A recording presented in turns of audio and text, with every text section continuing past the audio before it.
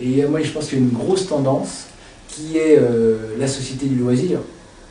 On a dit la société industrielle, la société post-industrielle, la société tertiaire, la société du loisir.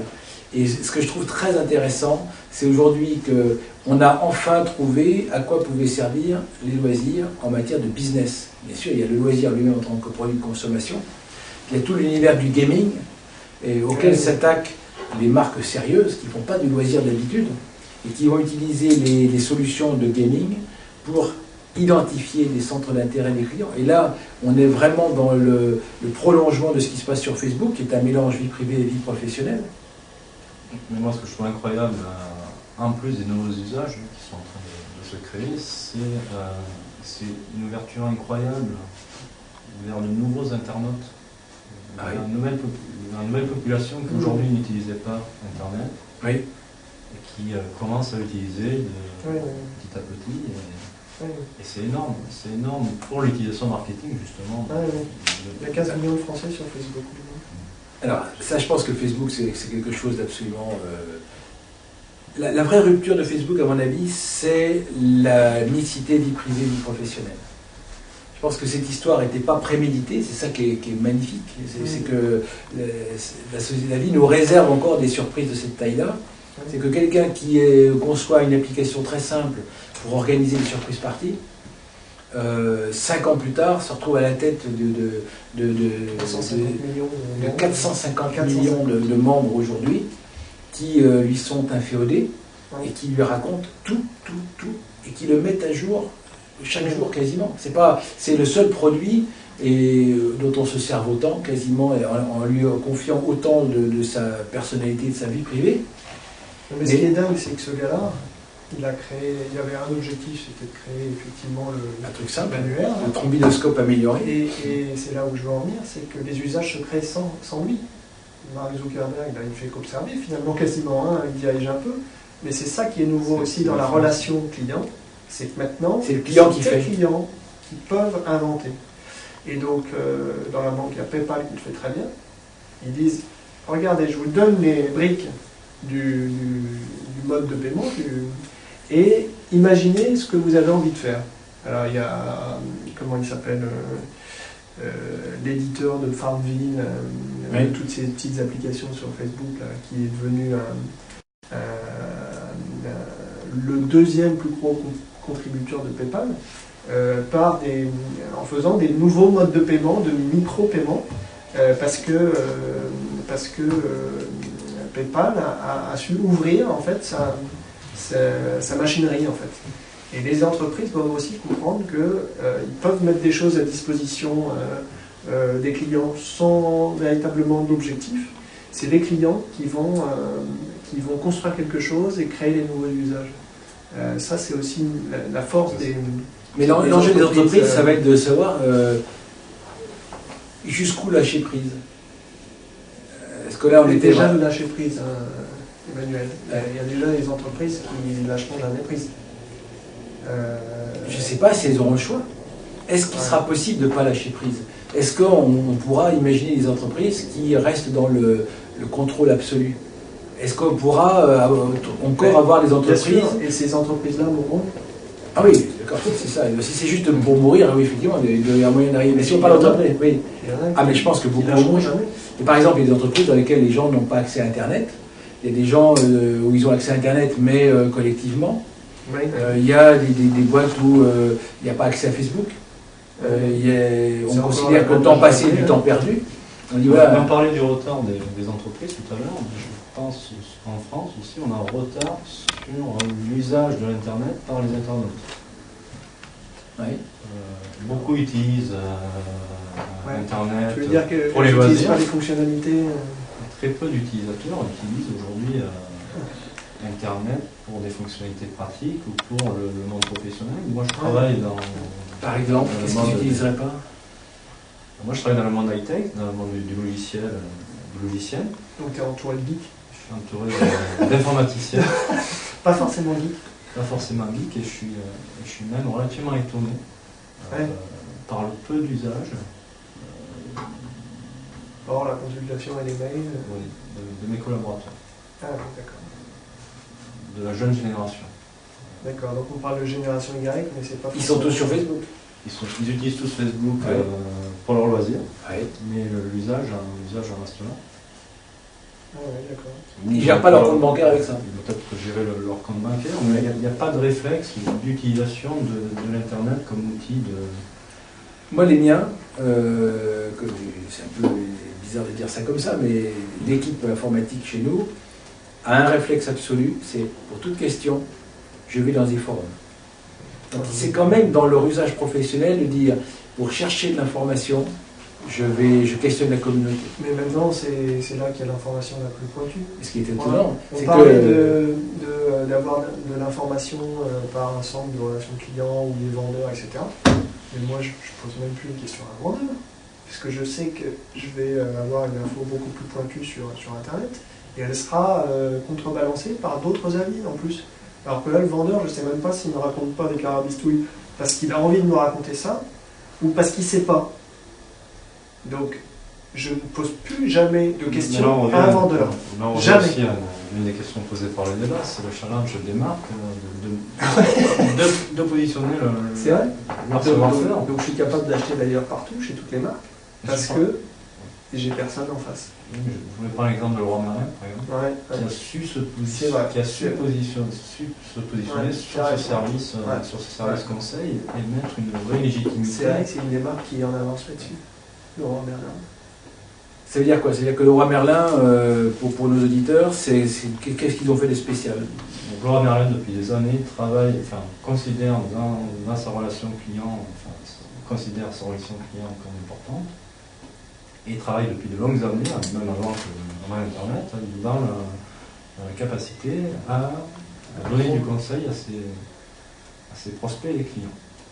D'ailleurs, dans la politique de rémunération de Leroy Merlin, il n'y a pas de rémunération aux objectifs et aux ventes, mais à la satisfaction client. Donc ça aussi, pour avoir sa prime, il faut que ton client soit satisfait. Donc ça change quand même le mode de relation. Ouais. Et Castorama, par exemple, fait des formations gratuites les samedis matins dans ses magasins à tout le bricolage. Ouais. Alors, bon, c'est pas tout à fait désintéressé, parce qu'après, il y a la liste des produits qu'on peut acheter dans ces rayons. Mais il n'empêche qu'on n'est pas obligé, et on peut repartir après la formation. Castorama est très fort. Aussi. Ouais. C'est Castor, oui. Mais Leroy Merlin a su, au moins en France, prendre une petite longueur d'avance sur sa perception face aux clients. Et je pense qu'un vendeur, Leroy Merlin, passe pour un vendeur spécialiste. C'est vrai qu'il y a du bon conseil. Mais est-ce que pour autant, je vais chercher de l'info sur des produits techniques? Est-ce que je vais sur le site de Leroy Merlin pour m'informer? Oui. Oui. Ouais, c'est bien. Ça, si c'est vrai, c'est bien. Parce que moi, ce que je vois, c'est que je fais de Je la pense photo. qu'ils sont au même niveau que Conforama, parce que Conforama a investi beaucoup depuis de longues années sur les aspects conseils aussi en magasin. Oui, c'est très stratégique. important. Je pense que Leroy Merlin a pris un peu d'avance sur les canaux Internet. Et a été le premier à mettre à disposition des internautes Une vraie information. une vraie information sur Internet, mais aussi via ces centres d'appel. Alors moi j'ai vu Ils sont quelqu'un devenus référence. C'est bien. J'ai vu une conférence d'une responsable de la relation client Leroy Merlin, mais j'ai pas vu celle de Castorama, donc je peux pas la comparer. Mais en tout cas, ce qu'elle présentait, c'était très innovant, comme ce que tu décris là. Ça veut dire qu'en fait, la marque, son enjeu, si on devait résumer, c'est de rester référente sur son domaine d'activité. En fait, Internet ne change rien, ne change rien aux enjeux de la relation client, mais force à porter plus d'attention, à être plus ouvert et à faire enfin une vraie relation client. Référent, et c'est ça, premier objectif, avec une attitude orientée client, c'est-à-dire considérer que le client a le droit. Alors, on avait débattu dans un précédent comptoir de l'expression est-ce que le client est toujours roi? On avait finalement dit oui et non, c'était partagé pour différentes raisons. C'est que la marque ne peut pas se laisser tout conduire par son client parce qu'il qu'il faut éduquer un peu son client sur ce qui est possible ou pas. Ouais. Mais c'est ça un des messages. Exactement. Et en même temps, on se retrouve avec la marque légitime. C'est vrai que beaucoup de marques. Après, c'est la transparence. Si je prends l'exemple d'IKEA, IKEA a très bien su communiquer sur des points qui pourraient être des points faibles, comme le service en magasin. Ils ont très clairement communiqué auprès de leurs clients que le service avait été réduit pour le prix, et qu'ils avaient travaillé sur de l'information associée au produit par d'autres moyens que des vendeurs. Ils ont communiqué sur le fait que les meubles étaient vendus emballés dans des paquets plats pour être transportés, voilà, ce qui réduisait les coûts de transport. Enfin, ils ont su communiquer. Comment leur produit était. C'est un peu Sur comme la Apple. stratégie. C'est comme Apple. Oui. Apple, Tu poses pas la question de ce qu'ils veulent vraiment. Ouais. C'est- Apple a clairement dit ma communication, c'est mon produit. C'est ma philosophie, Et la c'est keynote ouverture, de Steve etc. Jobs. Voilà. Mais c'est tout. Mais en même temps, ils sont référents, mais jusqu'à quel point? Est-ce que quand je cherche une information sur Apple, en fait, je vais m'orienter vers la communauté Apple qui va m'exprimer, etc. Et la question d'aujourd'hui, c'est Apple a souvent été présenté comme le faible par rapport à Microsoft et défendu pour ça. Aujourd'hui, Apple est devenu tellement dominant qu'ils commencent. Ils imposent leurs conditions aux développeurs, Et le fait de aux dire opérateurs. tout est payant, ça devient, il n'y a rien de gratuit, c'est l'univers du mercantile, c'est la maîtrise de la pub, c'est la dominance, etc. Et je trouve qu'on commence à voir émerger une sorte de rejet de cette position un peu arrogante et dominante, ce qu'il n'y avait pas il y a un an. Non. Et là, on a l'impression que... Et en B2B et en B2C, les deux. Oui, Et les marques, les entreprises qui travaillent avec Apple commencent à trouver que c'est dur. à trouver que c'est... ils À part la abusent un presse. À part la presse qui se dit l'iPad va nous sauver. peu. Peut-être. Et comme ils ne savent pas encore, ils jouent le jeu. Ouais. Ils font le pari. Mais c'est vrai que dans cette relation client, c'est vrai que c'est frappant de se dire que dans une grande majorité de cas, en cas de besoin, je ne me tourne pas vers la marque qui m'a vendu le produit. À tel point que même certaines marques ont organisé le fait que les clients se dépannent entre eux. Je pense que Apple, ce qui s'est passé justement ces derniers mois, c'est aussi lié à, je pense, à un manque de communication claire et nette vis-à-vis de leur public. Ils n'ont pas vraiment expliqué leur stratégie de rémunération. Les gens ont retenu que Apple prenait 40%. Il n'y a pas d'explication précise de ce business model. Ils veulent rester cachés encore. Et c'est ce qui... Ils ont le culte du secret, paraît-il, quand même. C'est quand même une maison dans laquelle ce qui se développe est archi protégé, c'est quand même verrouillé à fond, et leurs produits sont verrouillés, on ne peut même pas enlever la batterie qui est scellée. Enfin bon, on voit bien que que leurs prises sont les seules dans les iPhones qui sont incompatibles avec tout le reste du marché, que si jamais je suis déchargé quelque part et que j'ai pas mon chargeur, bah, ça va être compliqué, etc. Heureusement que ça marche pour eux parce que... Mais c'est surtout une grosse différence d'usage. Comme vous disiez tout à l'heure, vous avez beaucoup d'applications iPhone installées que vous utilisez. Moi j'ai un téléphone Android, je n'utilise quasiment pas d'application. J'utilise plutôt mon téléphone comme un périphérique à Internet et il me permet de surfer, d'accéder à mes services. Android va se développer, mais Apple a encore de la marge, après ce que tu dis. La question, c'est que le marché de renouvellement des smartphones aux États-Unis, c'est 50% Apple. 50% iPhone. Donc ils ne sont pas encore rattrapés. La vraie question aussi, c'est l'approche du consommateur. Pour se servir d'un iPhone, il faut un doigt et c'est tout. Dès lors qu'on est en dehors de l'univers Apple, alors bien sûr on est un peu prisonnier de l'univers d'Apple, mais il y a aussi une certaine simplicité de dire ça va marcher. Après, le fait qu'une appli est téléchargée sur l'iPhone, si je la charge sur mon iPad, bah, je ne l'ai plus sur l'iPhone, c'est soit l'autre. C'est pas les deux. Quoi. C'est vrai. Si je l'utilise là, comme je ne suis pas supposé. Bon. Donc il y a des petits trucs, des petites tracasseries qui vont faire que ça peut être déshéritant à ce niveau-là.